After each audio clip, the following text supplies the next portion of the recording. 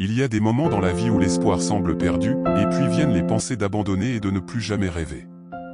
C'est à ce moment que Dieu intervient avec des provisions.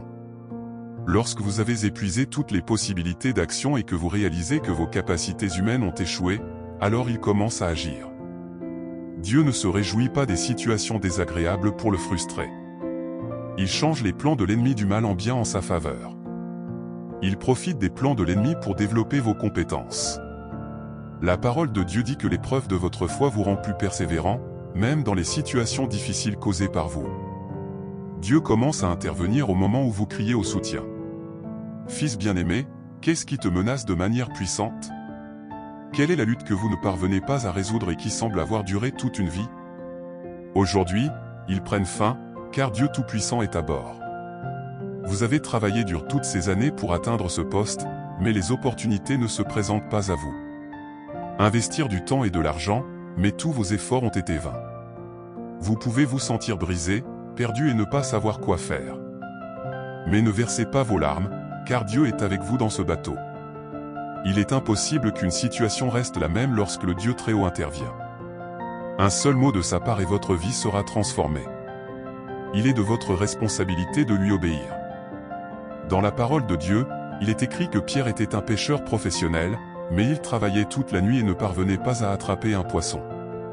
Les situations difficiles de la vie donnaient l'impression qu'il était un amateur. Il était là à côté de son bateau, désolé, sans espoir, mais soudain un homme est apparu. Cet homme est Jésus, et il a prononcé la parole. Il dit à Simon-Pierre dans Luc 5, 4-6, « Jetez vos filets pour pêcher. » Jésus a dit à Pierre de jeter le filet. C'est la réponse de Pierre dans Luc 5, 5, « Maître, nous avons travaillé toute la nuit et nous n'avons rien attrapé, mais parce que tu l'as dit, jetez vos filets. » Pedro a dit parce que tu le dis. Quand il parle, ce qui était impossible devient possible. Souvenir de l'histoire de Marie et de l'ange de Dieu. Après que l'ange ait transmis le message de Dieu à Marie, même si ce n'était pas logique, elle dit, « Qu'il me soit fait selon ta parole. » Bien-aimé, Dieu est présent. Il est la parole. La Bible dit dans Jean 1, 1, « Au commencement était la parole, et la parole était avec Dieu, et la parole était Dieu. » Il peut libérer sa parole sur votre vie. Mais que ferez-vous de sa parole? Vous devez lui dire depuis combien de temps votre lutte dure et depuis combien de temps les hommes se moquent de votre situation.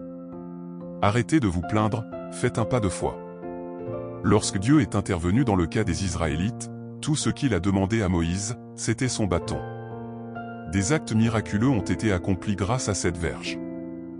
Dieu venant dans votre situation, il peut utiliser quelque chose de très simple avec vous. Cette chose plus simple pourrait être votre compétence ou votre don. Il sait ce qu'il a préparé pour vous, si vous êtes prêt à le laisser agir, il apportera des bénédictions que vous ne pouvez même pas imaginer. Lorsque vous décidez de tout donner, Dieu apparaît. Non seulement il apparaît, mais il se manifeste. Cela peut être soudain, inattendu et surtout surnaturel. N'essayez pas d'expliquer comment cela se produit dépasse votre compréhension. C'est ce qu'on appelle un miracle.